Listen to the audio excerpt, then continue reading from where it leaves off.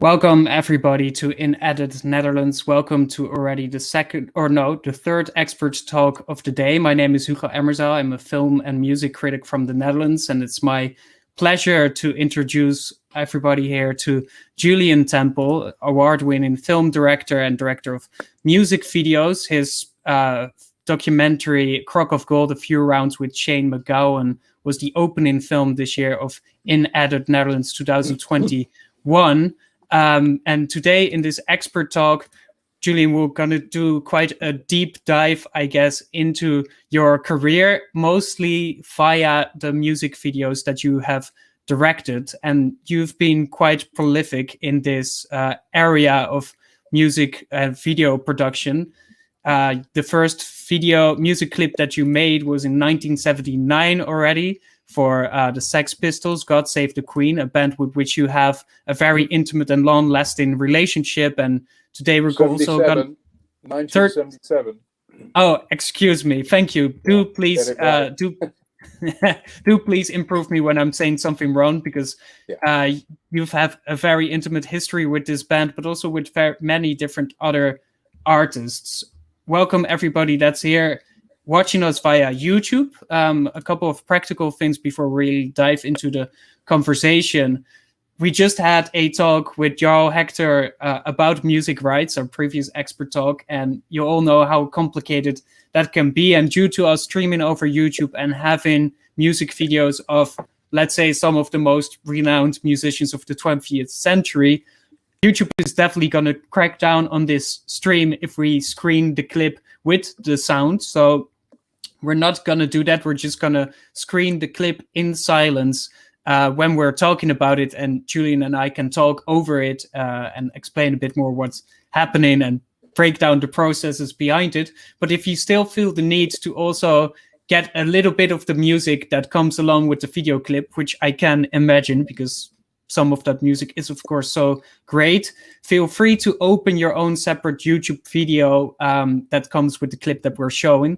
All of the videos that we might talk about today are in the video description of YouTube here. You can also, of course, find it on Spotify. I'll announce it when we screen the clip. So feel free to do that and mix the volume for yourself so you can still be part of our expert talk.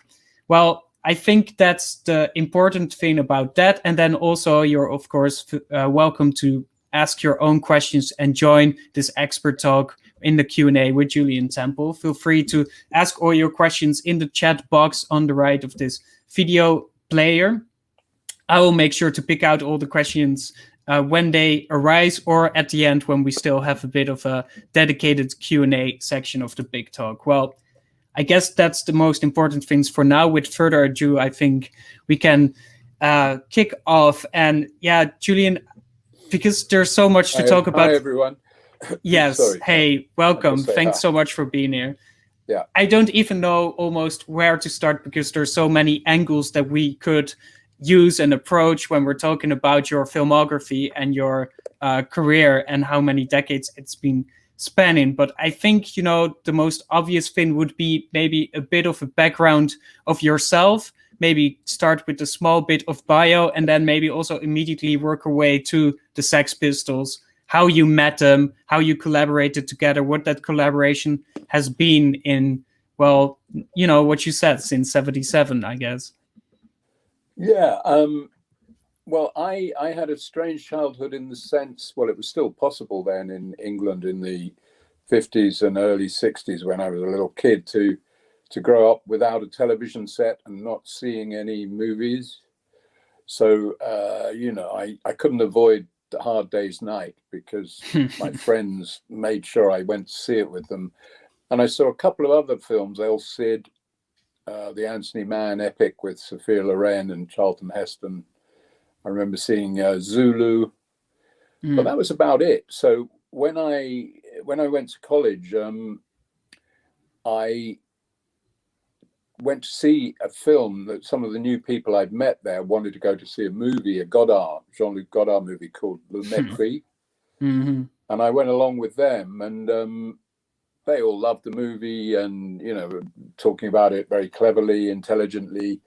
And I was sitting there like, Jesus, I don't understand one thing of this language. It was like it was in Japanese, you know.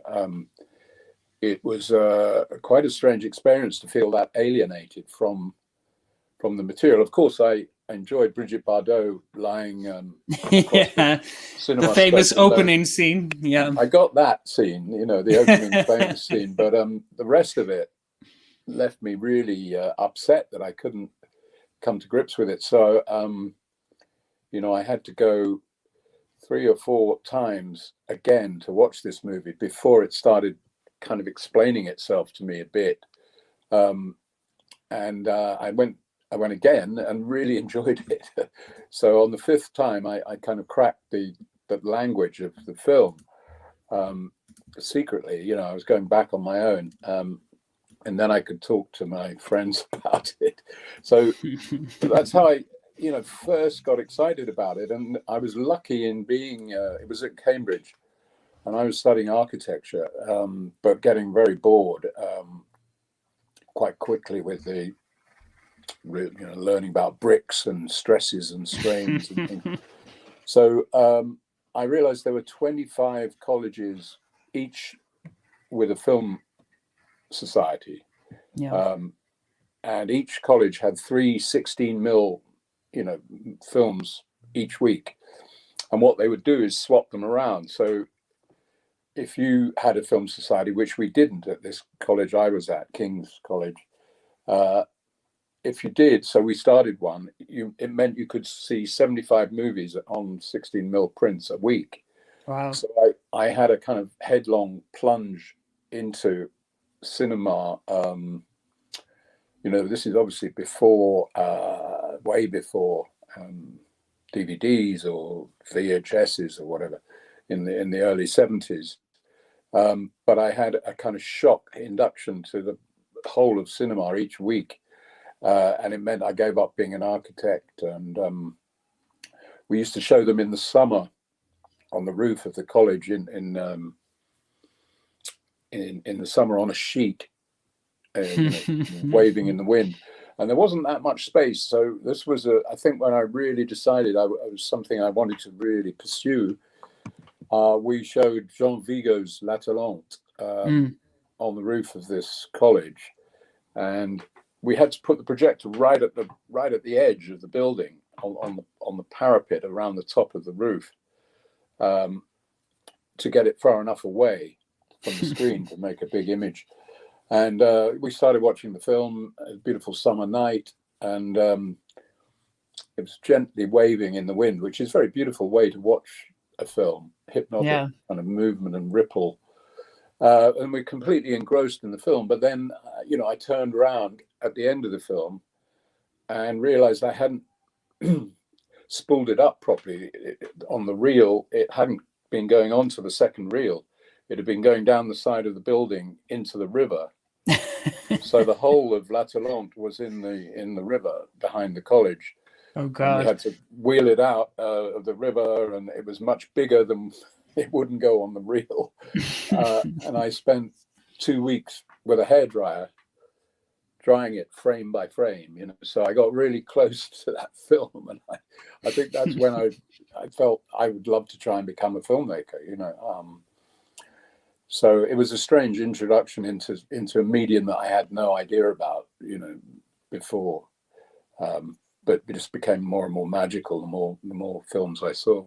That sounds incredibly poetic, but I think the interesting thing about your career is then also how much it aligns with this emerging punk aesthetic and this kind of like almost anti-institutional energy that comes with it. So how did that interest in cinema and art kind of also shift into this exploration of a new emerging style of music and aesthetic that was rising up in the UK around that time? Yeah, well, I mean, one of the things that went along with not seeing movies when I was a kid was that I did live through music. And I was in London, you know, I was 10, 11 years old when the London music scene just exploded with those great 60s bands, the Stones, the Kinks, the Who, the Small Faces. So, you know, I was in a very lucky position in terms of being able to see the world through the music of these bands, and not take everything the school was telling you or your parents were telling you. You could learn about your feelings about things through this music. It was a very visceral moment in connecting. You know, we were their audience. You know, it was London teenagers who these songs were initially focused at. So you felt they were singing to you, and you felt the information the wisdom they were imparting in these songs was a radical challenge to ways of seeing things, old school ways, you know, from the British Empire or whatever, seemed to be cracking up in the bombardment of this oral bombardment of all this fantastic pop music. So, you know, obviously I was too young to be involved in that scene, but you know, that excitement of seeing the world through music, understanding the world, did mean that I was kind of ready when I connected with punk to to kind of explore those ideas further, you know. And you know, Jean Vigo, you know, that kind of adventurous, independent spirit of cinema was, you know, anarchic, making films with a bunch of friends. You know, he was the first guy to take the camera off the tripod and go handheld. Yeah, breaking lots of rules. So, you know, I was attracted to that form of cinema. And when I did come into contact with the Sex Pistols, it was hugely exciting to try and find ways of filming them that just, you know, tried to live up to who they were, what they were doing, how radical they were in the music field. It was an interesting journey to try and find a cinematic kind of approach that could match, you know, could fit in their experiential, you know, world.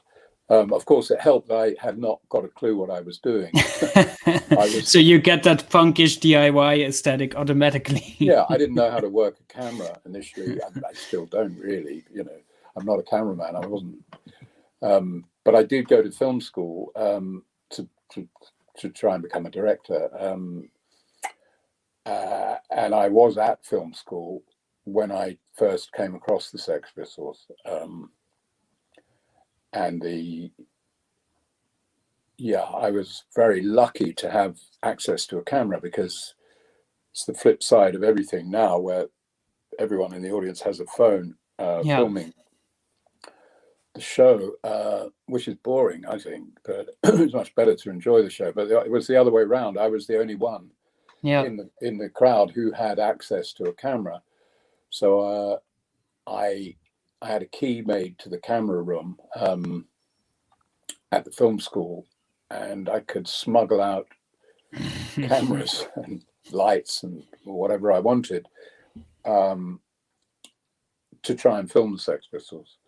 Can we maybe now, sorry to interrupt, but can we maybe just play the God Save the Queen clip and then continue talking about the process of, you know, shooting them, finding that iconography, breaking it down a bit? Or just you can go on. It would be worth me just saying how I met them. Sure. Before we show the clip, maybe. Cool. I met them in a strange way.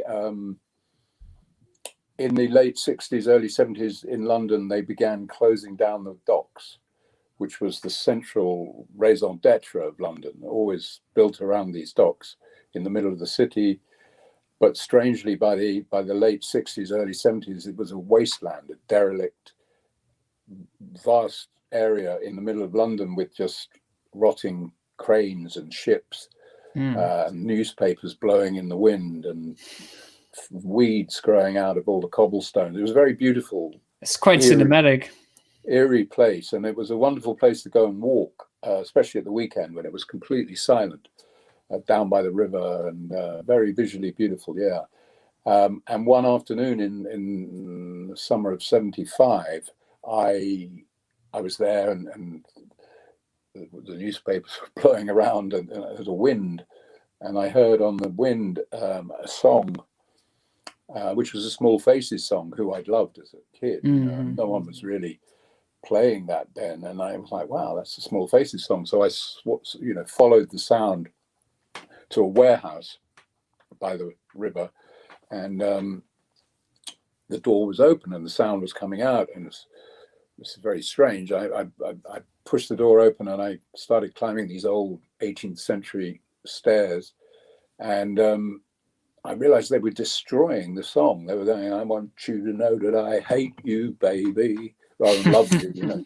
And they were just mashing up the music. And it's like, wow, this is stranger and stranger. And I got up to the top, and it was a warehouse loft space with big windows, and they were silhouetted in front of the windows, and they looked like something out of another dimension. You know, they were like insect men from outer space or something, because everyone at that time had long hair and, you know, flared trousers, and these guys had these skinny legs, drain-piped trousers, and big squidgy feet, because they had those crepe-soled rubber brothel creeper teddy boy shoes, and then they had these big striped mohair sweaters, jumpers, black and red and yellow and red, so they looked like wasps or bee men or something, and they had this weird spiky short hair, and they were destroying the song. And I was like, wow, this is incredible. And in that moment you knew there was something really, a huge kick to what they were doing, something new, something different. So I said, well, I'm at film school, you know, I'm doing, would you do some music for a little student film? And they were like, fuck off, you know. And they said, though, that they were going to be playing a gig in a month. This was before they had played a gig. They were rehearsing.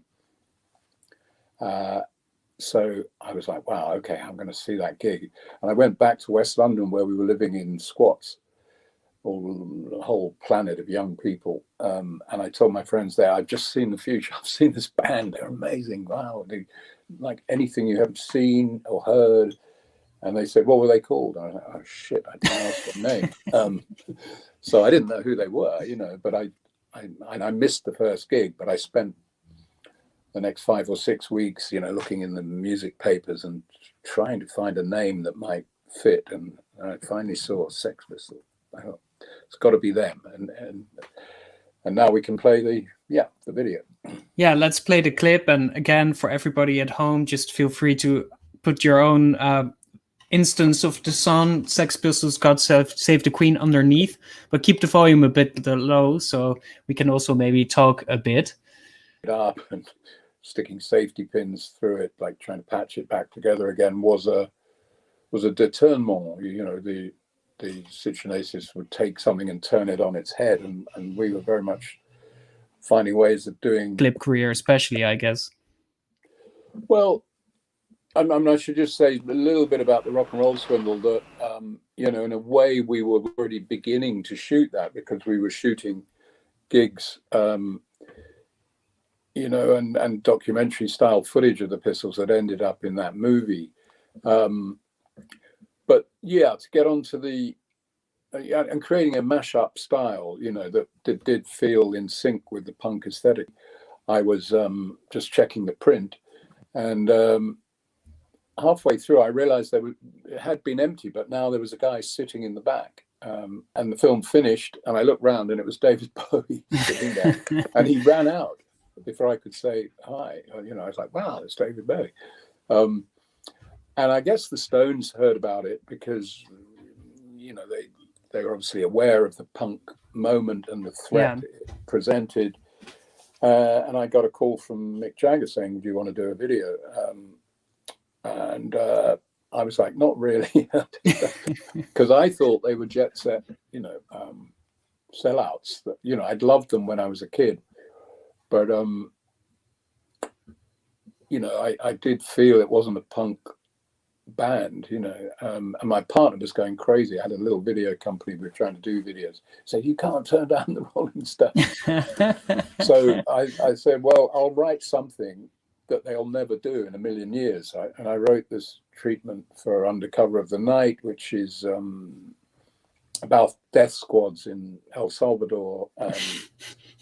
And I thought, well, you know, Mick and Keith are not getting on very well, so I'll write a scene, I'll build it around the idea that they're trying to kill each other, and you know, Mick gets executed by Keith in the film.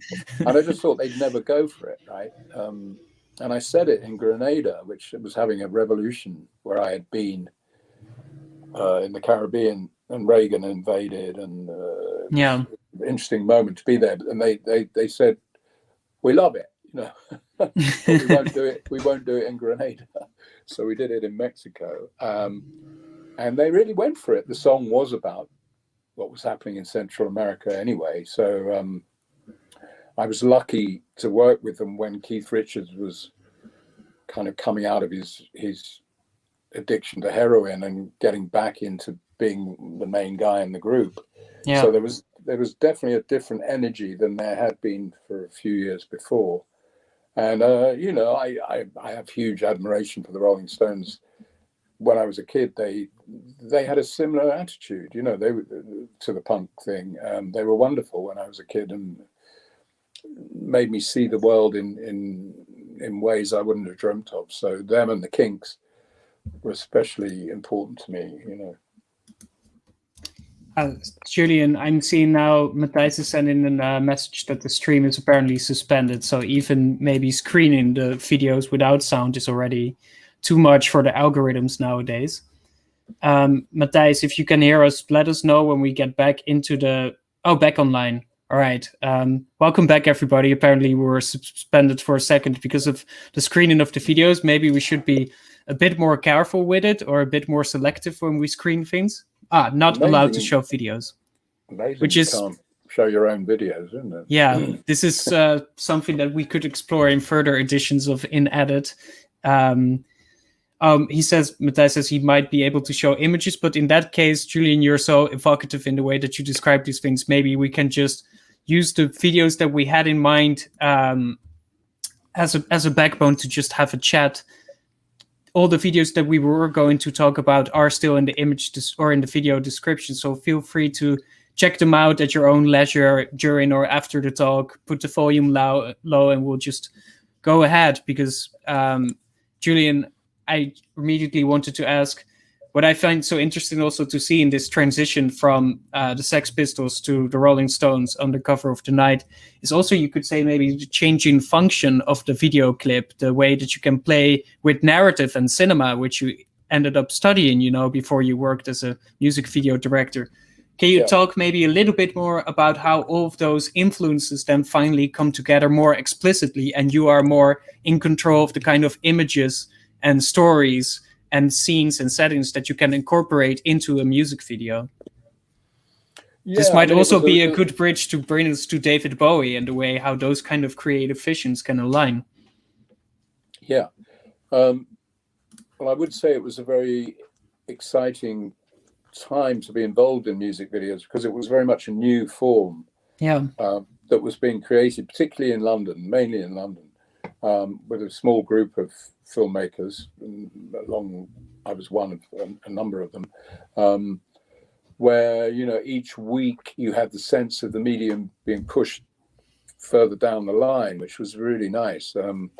You've got to remember this was a new kind of filmmaking that was possible at this point, because up until that point, it was before video, before VHS. So it was the first time really that people watched films again and again. You know, before that, it's hard to believe, but if you saw a movie, that would be probably the only time you saw it. It wasn't on VHS, it wasn't available anywhere.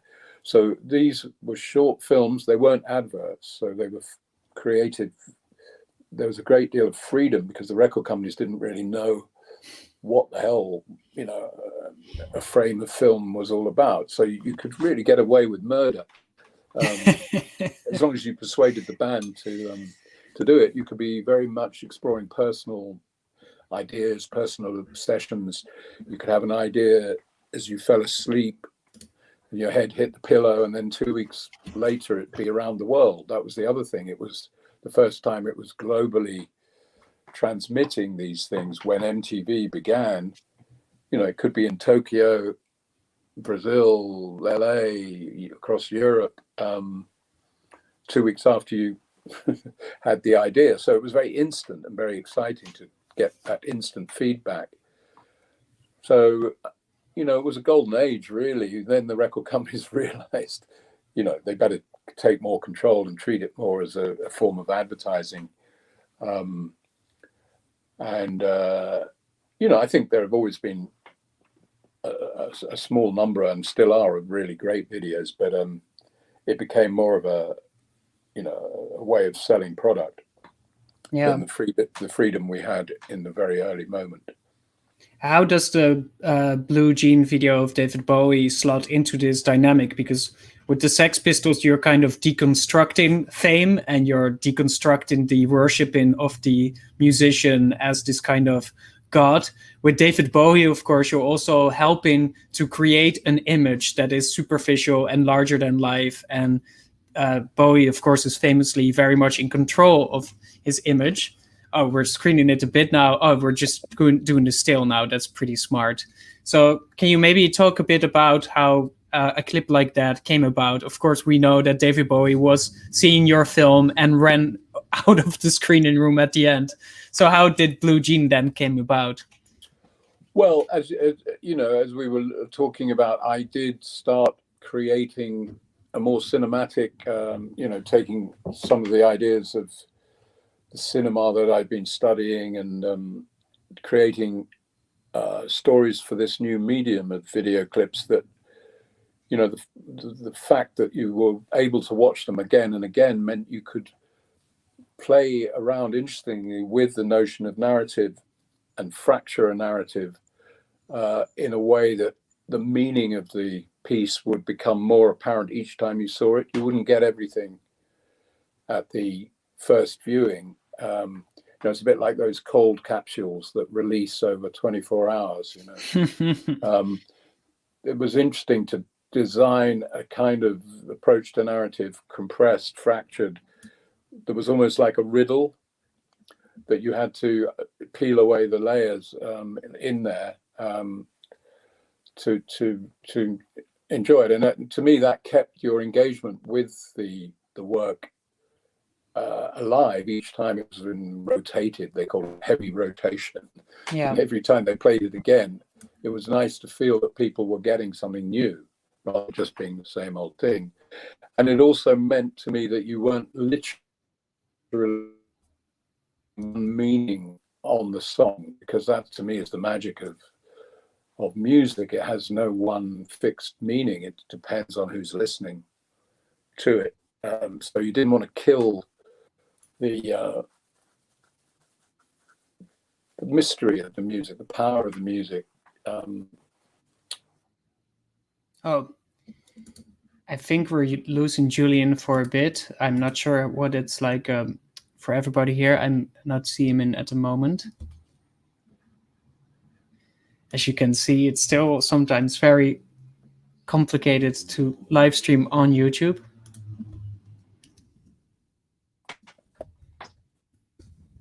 Am I back?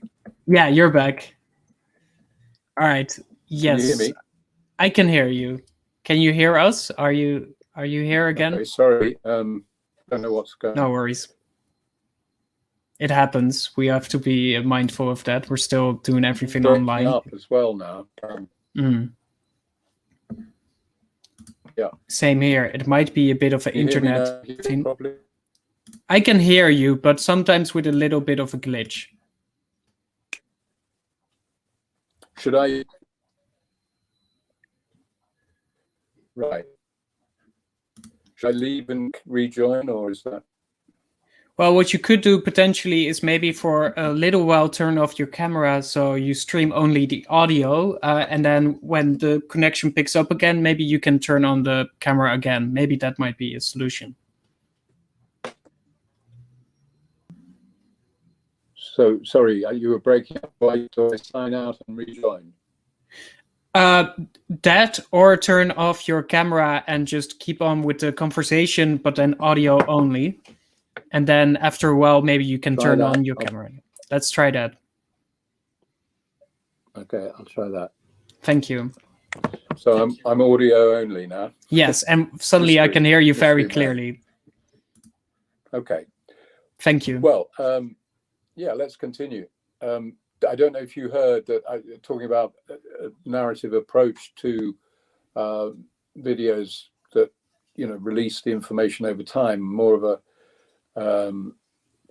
you know, a less fixed meaning to the narrative, so that it didn't dominate the music in oppress the music into like one way of visualizing it.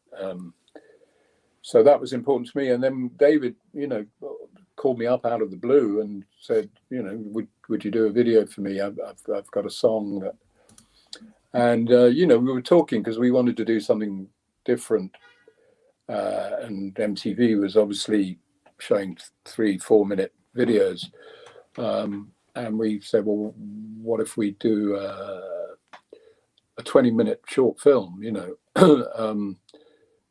And because of who David was, you know, I was pretty confident that MTV wouldn't say no to that. But they were a little freaked out by it. But they certainly played it. And it was an interesting point in David's career because he'd come to the end of those wonderful characters that he created in the 70s. Yeah. And, you know, we wanted to show this strange dichotomy of David Bowie that I felt very strongly. He's one of the most magical performers and musicians of our era, obviously. But he was also a very normal guy on one level, you know. He was like the guy next door. And it was extraordinary to see the transformation of someone who didn't seem that amazing, to be honest, at times, into this extraordinary performer and figure. Yeah, managed to persuade him to show those two sides of who he was. And he was really up for it. He was a great collaborator, had a lot of ideas, obviously. And we created the video together. And interestingly, at the end of the filming, we should have finished because it was all supposed to take place in one night. And because we'd gone over time, the dawn was already up, and we'd ruined the ending. You know, we couldn't film the ending that we'd written. But it was next door to a building site with a crane. And it was before any of the building workers were on the site. But I went over and pushed the button of this thing, and this lift elevator went up the side of this crane, you know. So thought, wow, it works, you know. So we said, well, let's put the camera in that, and you know, David was going to argue that we'd fucked up, basically, that, you know, if it wasn't for trying to be too clever, you know, we would have got the film done, and who do you think you are, kind of. So there's a nice breakdown at the end of the video that was totally by chance, you know, because this thing worked and we'd run out of nighttime. It's interesting because then later also, and this is kind of a side note maybe, but later you also work with David Bowie on this film, like Absolute Beginners, which was a quite expensive, big musical film with a pretty big budget. Set in the 1950s in London, so it's also a period piece. David Bowie is playing in it. All of these big actors are also in it.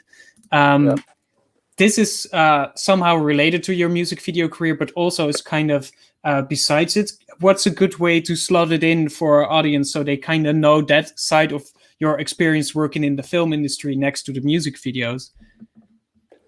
Yeah, well, I'd always been keen to make movies, really. That's what I was studying. And the book Absolute Beginners was a fantastic window into the beginning of teenage culture in London and the beginning of multicultural London, you know, the arrival of people from the Caribbean completely changed our city in the late 50s, early 60s, took life onto the streets, took music into the streets. It was a huge breath of fresh air that really revitalized London, my city, the city we were living in. And I wanted to celebrate that. And, the sense that punk was meant to be the end of that teenage period didn't quite work out that way. But I wanted to show at the end of it, the beginning of it. And I thought, what's the least hip format? And that's a musical, because at that point, there were only Hollywood old 40s musicals, which I particularly loved, but it was certainly not the thing you should do, really, make a musical at that point. Although now, again, musicals are becoming more... That's true. Yeah. More prevalent again, which is interesting. But it was partly to go against the flow, really, to try and make a musical, which is a great format. I think it's still underexplored in what you can do with ideas in musicals.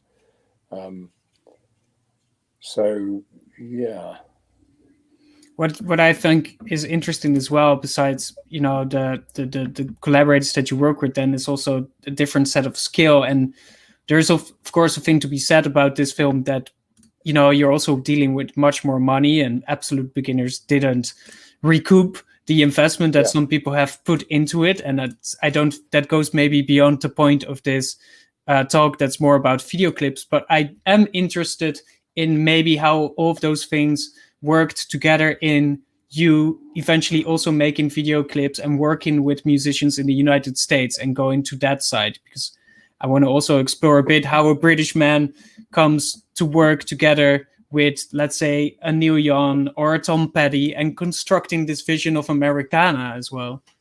Yeah. Well, I mean, Absolute Beginners was key to that, because, as you say, it didn't do what it wasn't a huge success at the box office. Although I have to say, a lot of people are now defending the film and are big champions of it as a kind of a cult classic. So you have that in your pocket, right? Yeah, and in America, it got a lot of great reviews. So although I was run out of Britain, I had to leave. I couldn't get a job after in Britain. They were like, "This guy's destroyed the British film industry," which I wish I was capable of, but obviously it was a bit much to say that. But it did mean I couldn't work in England. So I was offered, because of the positive response in America, I was offered another musical kind of project in LA called Earth Girls Are Easy. So I really went where the work was, because I couldn't continue making films in England. It was a hugely big thing. In Absolute Beginners became a national talking point before the film was out. There were cartoons in the national newspapers about it, and reviewers were saying how awful it was without having seen it. Oh, geez. So it was a weird time, and it felt good to leave all that behind and go and engage with another culture cinematically. And I moved to LA and made Earth Girls Are Easy, but also started making a lot of video clips with American artists. Then you come kind of back to the question that I was asking earlier about, constructing also this kind of visual language for British music. Suddenly you're working with a musician like Tom Petty for the video clip Free Fallin', and Neil Young for This Note's For You, and also later Harvest Moon. And both of these artists are, of course, although Neil Young is American himself, they're extremely aware of the kind of American identity and American visual style, maybe, that you're kind of then working on together. What was it like for you to work with those musicians and then also capture this sense of Americanness in your video clips? Yeah, it was a wonderful experience to immerse yourself in another culture. When I did Earth Girls, it was a story of three Technicolor aliens who arrive in the valley in LA and find it the most alien, strange culture in the universe, basically. So, I had come to LA as a kind of alien myself, and the valley was a very different world from what I was used to. But I immersed myself in making that film in the culture and found amusement and a weird kind of beauty in the kind of plastic world of the valley, which certainly I developed in the Tom Petty video. He's traveling around a shopping mall, which is very similar to a Victorian prison, it seems. But he's going up and down endlessly in the elevators, and in that journey, you spin off into a kind of cultural interrogation of the valley, which the song, references, and the kind of physical freedom that skateboarding, which was at that point emerging as a powerful subculture. Specifically bound to LA as well. Yeah, and you're somehow so free from things like gravity and who you are when you're tumbling through space, having lifted off on a skateboard. So there are interesting ideas you could play with in a new context. Yeah. In the meantime, I'm also looking a bit to the audience and asking everybody to feel free to join in with your own questions. Feel free to drop them in the chat box, and we'll make sure that they get asked and answered. There you have Tom by the pool in Free Falling. Also, feel free to just go into the video clip work that we shared in the video description. I'm also interested, Julien, to hear a bit about collaborating with Neil Young, which you have done on multiple occasions as well. He also, around the 80s, has dipped his toes into filmmaking himself, and he has also a quite quirky visual style, you could say, in the films that he made, The Human Highway with Devo, for instance. What was it like to work with him? Because also, what I said, he's also very conscious of a particular kind of America that's very romanticized, but also kind of deconstructed in his music. So what was it like to work with him, for instance, on the case of This Notes for You, which is with Neil Young, and the Blue Notes, which is kind of his, you could say, blues rock prestige group, maybe?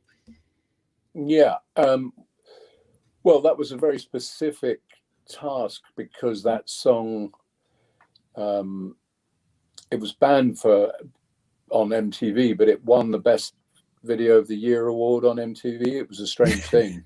Why was it banned?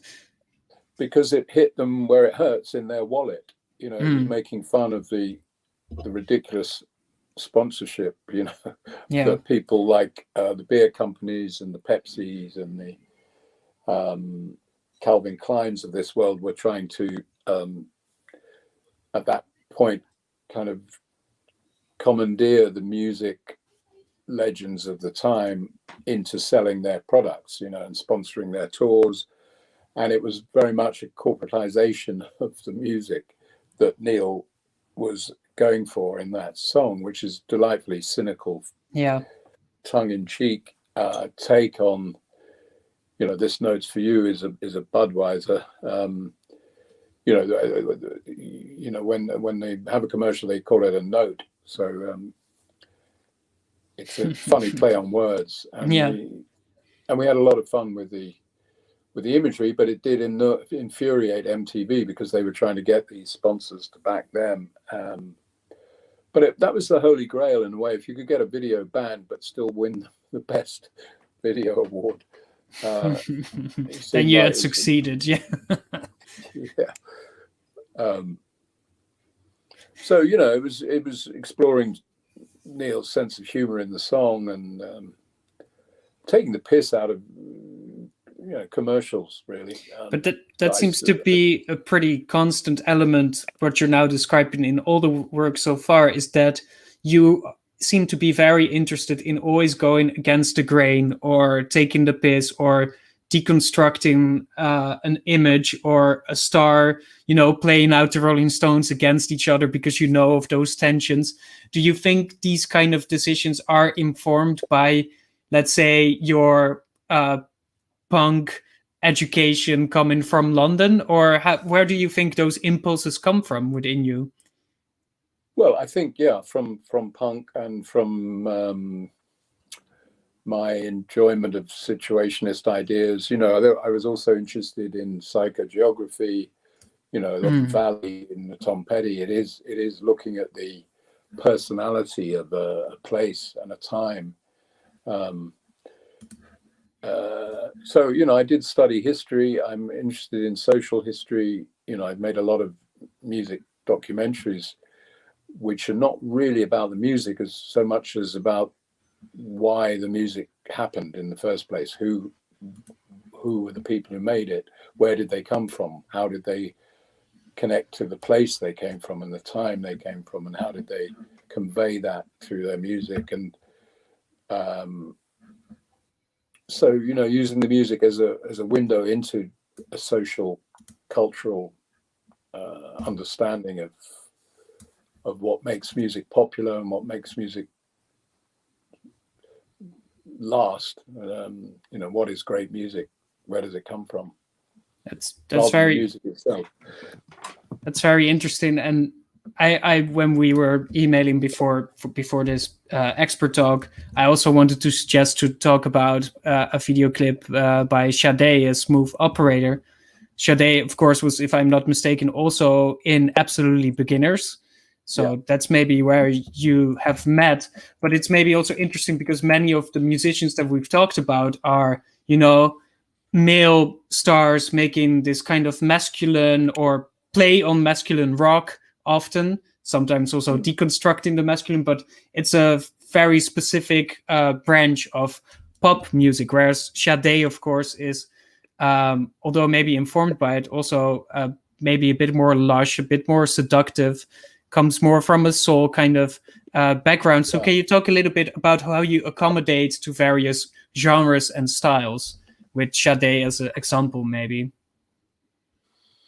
Yeah, I mean, this was before I moved to LA, was aware of the kind of jazz dimension to her sound, as well as the soul aspect.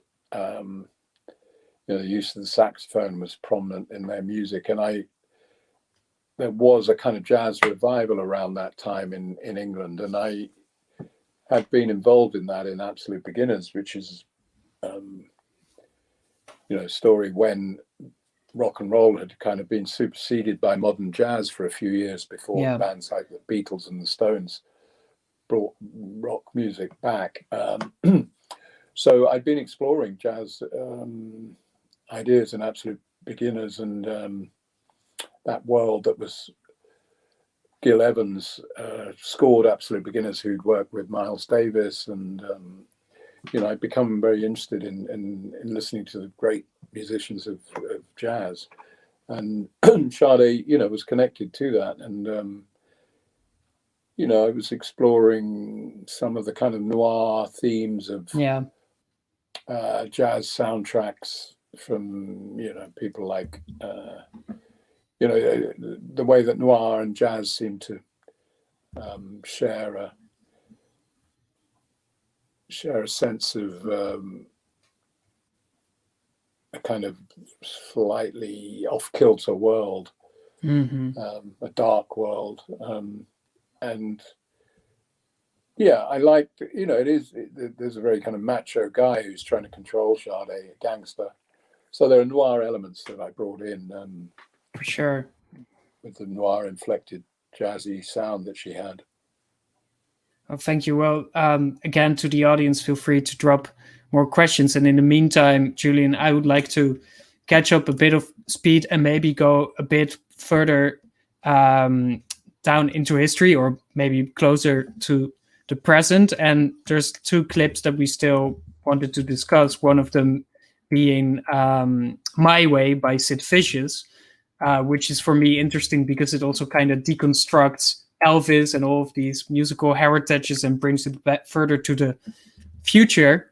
Maybe that could be a good way to check in how, in the meantime, while you had this expensive career that was very prolific, you also still managed to touch base with the Sex Pistols and be closely connected to their own trajectory. So maybe could you talk a little bit about what happened with the Sex Pistols and you in the meantime, maybe culminating in the My Way video of Sid Vicious?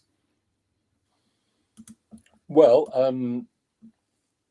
the Sex Pistols, again, confounded everybody by, once they'd become the most famous band in the world, the next thing they did was to explode and blow themselves up, basically. Yeah. So, and we made the Rock and Roll Swindle in a way to enrage the fans of the Sex Pistols, to wave a red rag to a bull, as you say, really say that, look, you shouldn't be worshipping this group in the way people used to worship Rod Stewart or whoever big stars before. The Sex Pistols were meant to get rid of that unquestioning belief that somehow rock stars are these gods that you look up to. They were meant to get rid of the poster on the wall that you were kneeling in front of, and get rid of the bedroom as well. They were game changers. So when 18 months later, and the Sex Pistols were now being worshipped by young rock fans, that wasn't really what the whole thing we felt was about. So we created a film that was designed to enrage its fans, and we made up stories about Malcolm McLaren completely manipulating and Svengali construction of these basically simple-minded guys, which wasn't really the truth, but we wanted to make what was true seem fabulous and untrue and unreal, and what was untrue, and make them believe in myths that made no sense. It was a strange project, and the idea was that the surviving members of the Sex Pistols would travel to different cultures around the world to spread the virus of punk. So we did one in Brazil, and we took Sid to Paris, where we were looking at the right kind of song that could confound people. Like, why the fuck is Sid Vicious singing? First of all, we wanted to sing Edith Piaf's Je ne regrette rien, and he wouldn't do that in French, so he refused to do that, and one of the French record guys said, "Oh, we own the rights to the original song of My Way, Claude Francois, the man who electrocuted himself in the bathtub with the electric light, wrote Comme d'habitude, which is My Way in French." And so we had to try and persuade, well, we thought it was a great idea. Again, what the hell is Sid Vicious doing singing Frank Sinatra's My Way?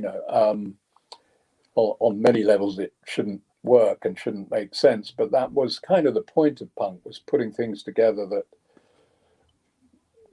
didn't, weren't meant to work together, but colliding them so hard that they gave off sparks, So we shot Sid singing My Way in the Olympia Theatre, the very famous old theatre in Paris. And there was a French TV show being shot there, and they built this strange coloured lit up staircase for all the old French chanson singers, Jacques Dutronc and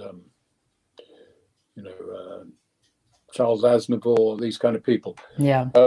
And they gave us an hour to shoot at lunch on this staircase while they went and had lunch.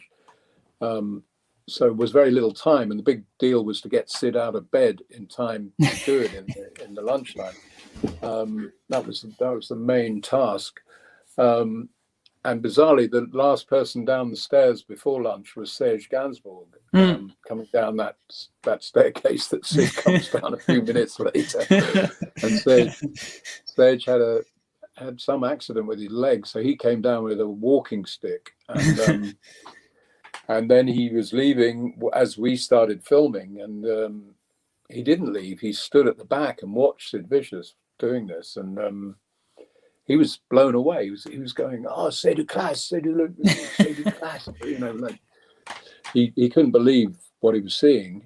So you know, then we had to go and spend nights with Serge and Pistols in weird Parisian nightclubs and things. But that sounds incredible. That sounds like the stuff that movies are also made of. Yeah, no, it was bizarre. And of course, you know, we had Sid shoot his mother and the audience and everybody as part of the video, which was again not what you were meant to do necessarily, but you know, it was from a quote from Sam Fuller talking about making films, which should be like having, you know, guns blasting out from behind the screen. That was the inspiration of that. But we had an hour to do it. It was a very quick shoot. Yeah, it's an incredible video to see. If you had a bag of sweets, we call them in England, you know, if you gave Sid a sweet, he'd do another take, basically. Anyway. Julien, we're already a little bit over time, but I wanna you know, maybe point towards two final things before we really conclude. The one is maybe also, you know, now as a filmmaker, you're looking back on this illustrious career, and you're also, you know, for instance, with Crock of Gold, you're making a documentary about Shane of the Pogues. You made a Sex Pistols concert video in 2006, We Always Have England. Suddenly you're also in the business of maybe making kind of legacy films that reflect on an era that also possibly is not there anymore. Can you talk maybe a little bit about the last couple of years and how you as a filmmaker are relating to some of the musicians that you grew up with and worked together with in the past? Yeah, I mean, as I say, and maybe you could also turn on your camera again, because the stream is going pretty well. Maybe the audience would like to see you again. Let's see if it works. I don't know about that. Well, I do. Thank you. Okay. There you are. Okay. Well, yeah, as I was saying, you know, I like making films not just about the music, as you know, when this album came out and this guy played this guitar solo or whatever. That's not really interesting to me. It's trying to show where the music comes from, and it's the importance of its effect on people. So yeah, I'm interested in young people understanding some of the attitudes and emotions and energy of things like punk, where and the Rolling Stones and the Kinks in that earlier period, where they confounded the world they found before them. They took it on and they actually challenged it and changed it. And I think that's what young people have to do now. And I think one way of being able to do that is to understand some of your own history. You know, it was interesting to me when I did The Filth and the Fury, which was a documentary about the Sex Pistols, but from the point of view of the band and where they came from and their personal experience and anger at the situation they found themselves in. So it was much more from the perspective of the band rather than the situationist take on of the rock and roll swindle. But when we showed that to kids, and this is in 2000, it's a long time ago now, young kids thought it was a fiction film. They couldn't believe there could have been a band that crazy, that full on, you know. And they were saying, who played that guy? That's Sid Vicious. Who's that actor? So I'm keen that they understand a little more clearly that bands like that did exist and challenged pretty much everything about their experience and what was possible in their lives, you know. And I think that's more than ever, we need that kind of attitude, and young people are the only people who can who harness can it. take control of the world. It's their future, but they need to know their past in order to do it effectively. Well, this is a perfect bridge to the final video clip that I suggest that we would like to watch, which is For Tomorrow by Blur. And the reason I wanted to, discuss it with you is that Blur, Damon Albarn, it's kind of the renaissance of Brit pop and Brit rock from the 1990s towards the 2000s. But you also see this kind of retrofied image of Britain's past in the video clip. Suddenly, it's like we're back in the 60s, black and white, early Beatles, Kinks kind of style of aesthetics, which is very typical of this era. Oasis as a kind of new Beatles variant. You see this kind of history, in a sense, repeating itself with some awareness of the past and some consciousness of the present.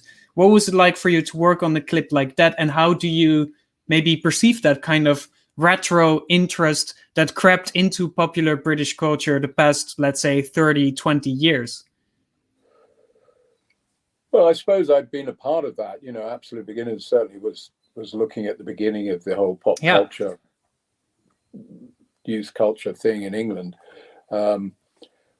And it was very clear, when you heard Blur for the first time, that they were channeling, particularly the Kinks, actually, which was exciting to me, because the Kinks often get undervalued, overlooked in the context of those other big bands, but they had probably more of an influence on this Britpop than anyone else. So, it was a deliberate thing of looking back at some of the aesthetics of those early 60s working class kitchen sink, they called them, dramas, with Albert Finney and Tom Courtenay and Richard Harris, those actors in those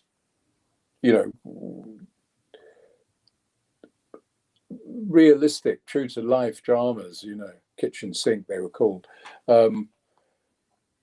So we were definitely bouncing back, but there was an edge on this song. Modern Life is Rubbish, was the album. And they were looking critically back at the past in order to use some of the energy of that to fire up the present, and it's very London, the idea of the guy floating down the river was Alfred Hitchcock did that, had a body in the Thames for his last film called Frenzy, and it turned, and you cut in and it's Hitchcock floating down the river saying, "Go and see my new movie." That's very funny. Again, this conversation with the history. I'm with the final eye looking at the comment section. If there's any questions, Carla is saying so many crazy stories. I have the feeling I've wasted my life now. I think maybe, Julien, a final question that I have, at least, is because we've been reflecting a lot on the past and your prior work. You were here with Crock of Gold, a quite recent documentary you made on Shane of the Pogues. Is there any projects that you're working on now, or things that you're looking forward to in the future in regards to your own career as a filmmaker?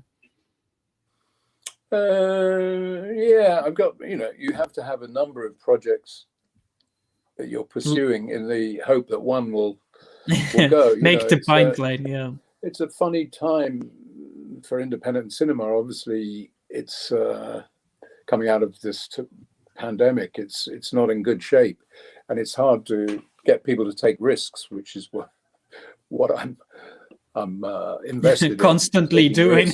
So it's not necessarily easy to get them launched, but I am working on a project about Christopher Marlowe, the Shakespearean era dramatist, bisexual, gender fluid poet, spy, rebel, sword street fighter, playwright who inspired Shakespeare, and who was killed secretly by the Secret Service with a dagger through the eye back in a long time ago. But it's a very modern story. It has a lot of resonances of Brexit and the pandemic. It was a plague year in London, and so yeah, I'm working on that, and trying to make a film that goes further back in the past, but has real relevance to today, and make a new kind of period drama, more kind of it's as though fragments of this story have been found on in the ether somehow, and do it a bit more like a film about Shane MacGowan, but you're actually doing a film about Christopher Marlowe a long time ago, because there are connections between the two. I can imagine. Well, that sounds absolutely fascinating. I hope one of those other ones eventually will make its way to our silver screens as well, so we can just see it in the cinema and then invite you to come over in real life, maybe in edit or another thing. Nice to get back to real life. Yeah, hopefully we'll get there slowly. We're all very happy in edit. Oh, Matthijs is asking what was the name of that upcoming film, or does it have a title already? It's called Burning Glass. Burning Glass. Well, we'll have to keep an eye on that. Burning Glass is a magnifying glass, which you can focus the sun and burn things with.